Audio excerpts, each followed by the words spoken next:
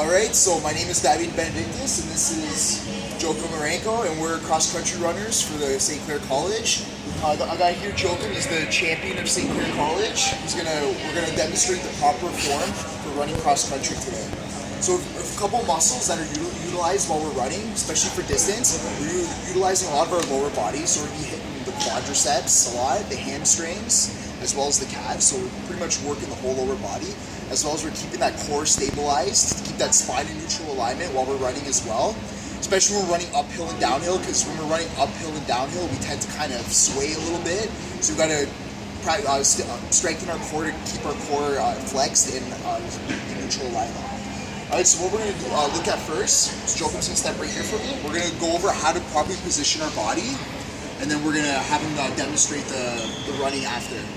So what Jokum's going to do, he's going to keep his torso upright with his shoulders retracted and downward.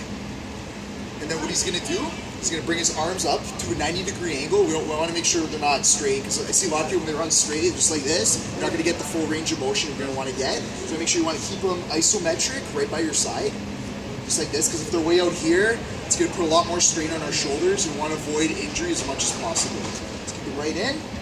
We're going to sway back and forth, just like this. That's proper arm movement, right there. Okay, also you want to make sure, keep that core nice and tight. Now we're going to go over to the feet.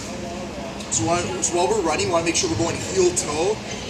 So we want to get that dorsal and that plantar flexion going. So just like this. So let's demonstrate for the gym. So he's going heel-toe. That's dorsiflexion and plantar flexion. You want to do it in that order. See, a lot of times runners, they like to run on their toes just like this. That's very wrong, because then you're going to put yourself at injury. As well as possibly get athlete's foot, which is a very, very painful condition that you never want to get. Alright, so very good. Now when we're coming up, we want to make sure our opposite leg and opposite arm are coming out. So if our left arm is coming up, our left arm's coming up, our right leg is going to come up. Now we're just going to rotate, just like this. So Jokum's going to do an exaggerated version of the run. Very good. Alright, come all the way back.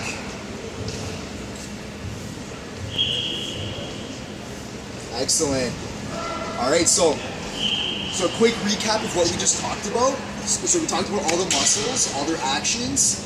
We also want to make sure while we're running that we're breathing. So you want to make sure you're constantly breathing in through your nose and out through your mouth. Alright? So Jokum now, so remember, we want to make sure we keep our torso upright, keep our shoulders retracted and downward, keep that core nice and tight. We're going to keep our body upright. We want to make sure we're not kind of slouching forward or slouching back, as that could cause hyperextension to our back, or the opposite, which could both cause severe pain to our lower back if we don't do that properly. So Jokum's now going to demonstrate a run for us. Excellent. Come all the way back. Alright. Another thing, before we end it off here, you want to make sure while you're running, so like I said, keep those shoulders down. You want to keep breathing in through your nose, out through your mouth. And when you're running, you want to make sure the length of your stride all depends on your personal preference or how much experience you have running.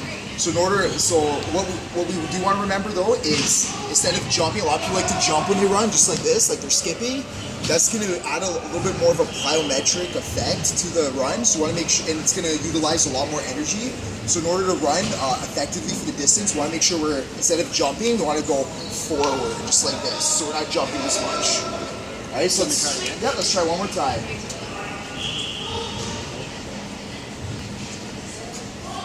And all the way back. A lot better. Very good. Excellent.